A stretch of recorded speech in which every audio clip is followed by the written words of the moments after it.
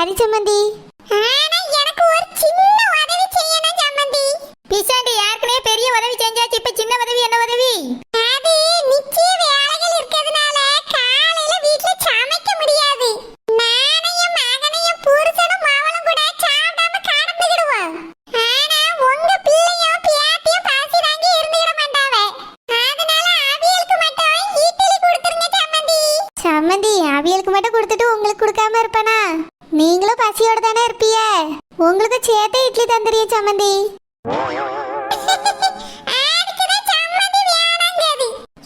இந்த மீன்கார் கேட்டாலும் நிரோஜாக்கா பிள்ளைக்கு என்ன கேட்டா அவியலுக்கு மட்டும் கொடு போதும். இல்லம்மா, அவிய 2 பேருக்கு மட்டும் கொடுத்துட்டு விட முடியுமா? மாப்பிள்ள பசியோட இருப்பாவ, சம்மந்தி பசியோட இருப்பாவ, அந்த பொண்ணு பிள்ளை பசியோட இருக்கும். எல்லாருக்கும் சேர்த்தே கொடுத்துருவோம்மா. 4 இட்லி செய்யறத கூட ஒரு 10 இட்லி எக்ஸ்ட்ரா செஞ்சு கொடுக்க போறோம், அவ்வளவுதானே? இந்த மீன்காரி ராத்திரிக்கு சோறு தானே சொல்லும் போதே எனக்கு தெரியும் இந்த மாதிரி ஏதாவது ஏட கூடமா கேப்பா. நீ அதே மாதிரி கேட்டுட்டா நீனும் போய் அவகிட்ட மாட்டிக்கிட்டா. சம்மந்தி, ரொம்ப நன்றி சம்மந்தி. அங்கே இங்கே அலைஞ்சிக்கிட்டு எப்படி சமைக்கன்னு யோசிச்சுட்டு இருந்தேன்.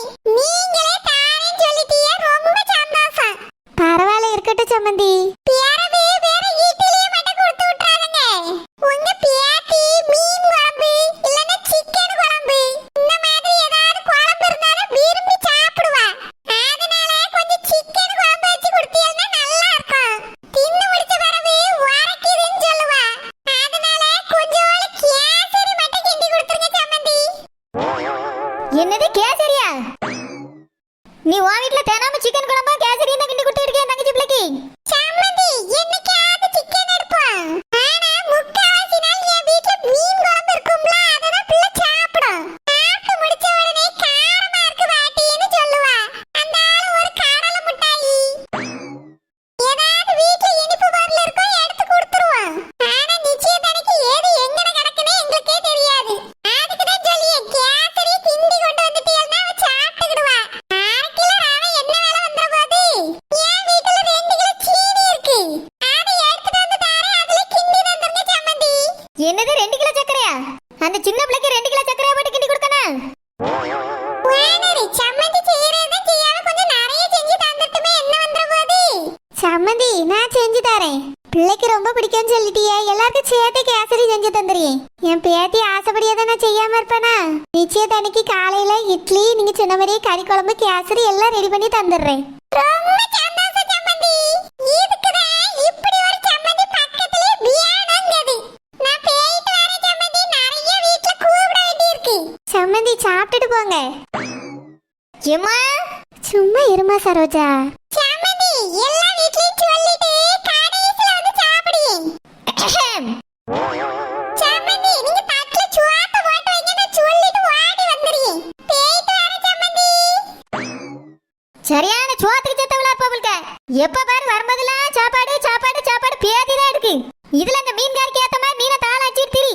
சரோஜா, சம்மந்தி பக்கத்துலயே இருக்காவ, நம்ம தானமா அவியலுக்கு உதவி செய்யணும். இத பார்த்தா உதவி மாதிரி தெரியல, இங்க இருக்கிறதுல கரண்ட் வச்சு இழுக்கிற மாதிரி இருக்கு. இல்லம்மா சரோஜா, நிச்சயதார்த்த வீடுல்ல, காலையிலேயே மதியத்துக்கு சமைக்க ஆள் வந்துருவாவ. எல்லா பொருளையும் எடுத்து கொடுக்க வேண்டியிருக்கும். பரபரப்பா ஓடிட்டு இருப்பாவம்மா. நம்ம ஒரு 4 இட்லி அவிச்சு கொடுக்கறதுல தப்பு இல்லல்ல. இட்லியில பிரச்சனை இல்லம்மா, 4 இட்லி அவிச்சு சொத்தல சட்னி அரைச்சு கொண்டு கொடுக்கறதுல தப்பு கிடையாது. ஆனா குறிப்பா கறி குழம்பையும் கேசரியும் கேட்க பத்தி அந்த மீன்காரி அங்கதான் எனக்கு டவுட் ஆகுது. அவ திங்க ஆசைப்பட்டதெல்லாம் வாண்ட சொல்லி சொல்லி வாங்கி திங்க மாதிரி இருக்கு. இல்லம்மா, சின்ன பிள்ளைக்கு பிடிக்கும் தானே கேட்காவ, செஞ்சு கொடுப்போம். சின்ன பிள்ளைக்கு பிடிச்ச மாதிரி இல்லம்மா, அந்த கிழவிக்கு தான் ரொம்ப பிடிச்சிருக்கு. எனக்கு என்னமோ அந்த மீன்காரி மாசமா இருப்பலாம்னு தோணுது. சரோஜா, அப்படிலாம் பேசாதம்மா. சம்மந்தி காதல விழுந்தா என்ன நினைப்பாவ? வேற என்ன சொல்றது? அவ ஆசைப்பட்டதெல்லாம் ஒன்னை வச்சு நிறைவேற்றிட்டு இருக்காமா. நீனும் அவ கேட்டோன்னே அப்படியே மயங்கி செஞ்சு தரேன்றியா? கொஞ்சம் உஷாரா இல்லன்னு வச்சுக்க, மொத்தத்தையும் இழுத்துட்டு போயிருவாங்க இருந்து. இங்க பாருமா, கேசரிலாம் செய்யப்படாது. நீ வெறும் இட்லி வச்சு சொத்தோல துவையில அரைச்சு கொண்டு கொடு போதும்.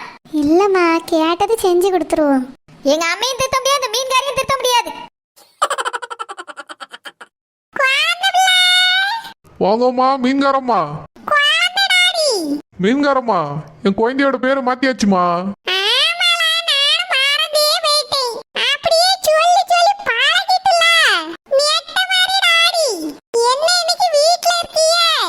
அது ஒண்ணும் இல்லம்மா, என் பொண்ணுக்கு மாப்பிள்ள பார்த்தாச்சுல்ல, அதாம்மா அது விஷயமா பத்திரிக்கை அடிக்கணும் அது இதுன்னு கொஞ்சம் வேலை இருந்தது, அதான் இன்னைக்கு லீவ் போட்டேன்.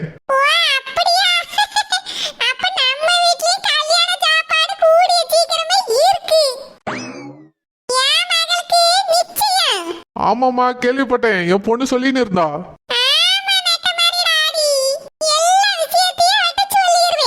ஆமாமா, அவளும் அதே மாதிரிதான் எல்லா விஷயத்தையும் என்னான்ட்ட சொல்லிடுவா. அதனால நான் வீட்டுல இருக்கிறது இல்லதான், எல்லா விஷயமும் எனக்கும் தெரியும்.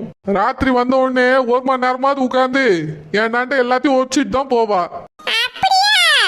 ஆமாமா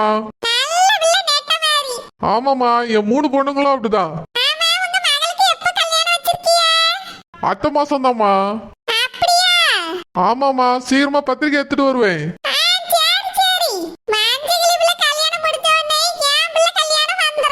ஆமாமா, நல்ல விஷயம் எல்லாம் டக்கு டக்குன்னு நடக்கணும், அப்பதானே சந்தோஷம்.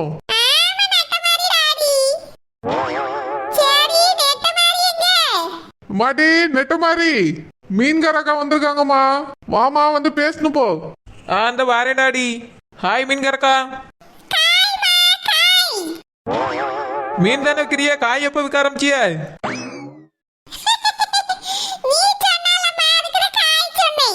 ஓ அப்படியே மீன்காரக்கா.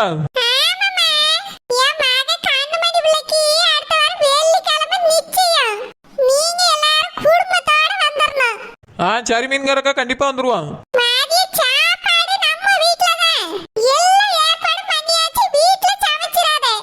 மாடி மீன்காரம்மா, நிச்சயம் வீட்டுல வச்ச பண்றீங்கோ?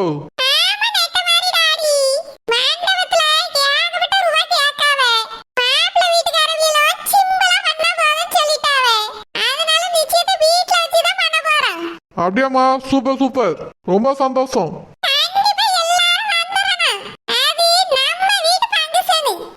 சரிம்மா மீன்காரம்மா, வந்துடுறோம்.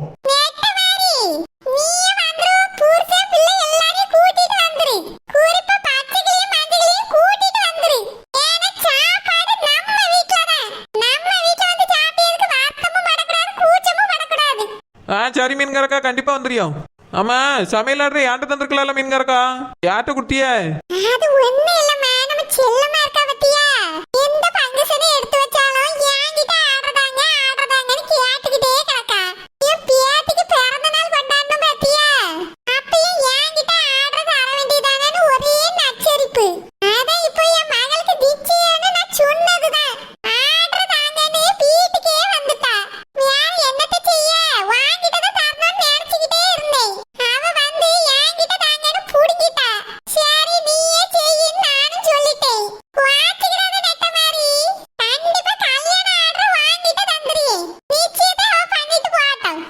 சரி மீன்காரக்கா.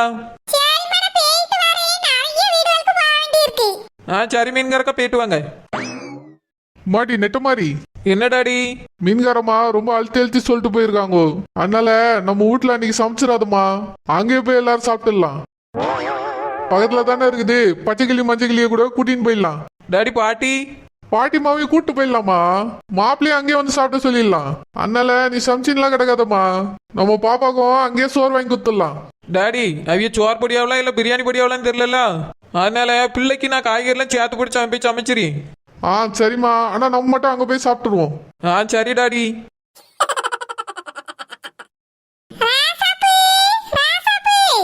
வாங்க மீன்காரக்கா, வாங்க வாங்கக்கா, வந்து சோபால உட்காருங்க.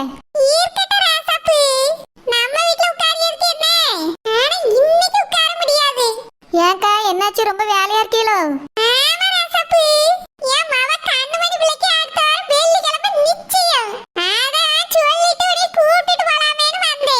அப்படியேக்கா, ரொம்ப சந்தோஷம்.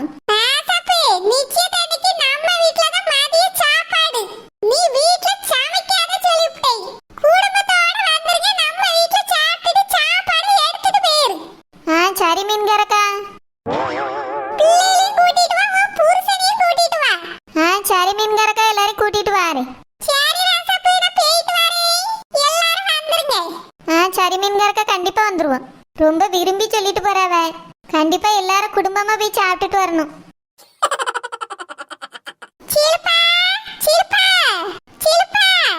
வாங்க மீன்காரக்கா, வாங்க உட்காருங்கக்கா. கடையில போய் ஒரு பால் பாக்கெட் வாங்கிட்டு வந்து காபி போட்டு தாரேன்.